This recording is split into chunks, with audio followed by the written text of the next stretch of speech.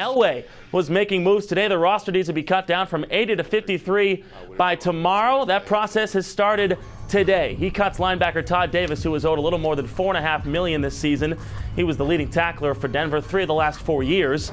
Before this move, the Broncos traded D-tackle Christian Covington to the Bengals for linebacker Austin Calitro. And to make sense of all this, we bring in our Broncos insider, Mike-Klis. Mike, you talked to Todd Davis just a short while ago after he was let go. What went into these moves today?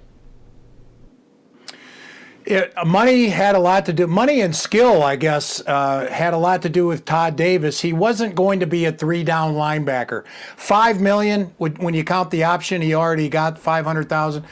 $5 million is too much for a guy who's only going to play on first down. They can get Josey Jewell to play on first down.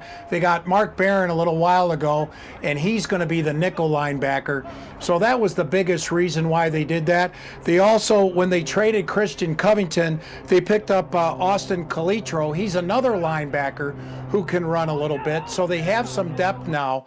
And at $5 million, and Todd Davis has been banged up. He has a calf injury again. They decided it was a little too much. So Alexander Johnson is the main linebacker. Josey Jewell will play alongside him on first down, and then Mark Barron comes in.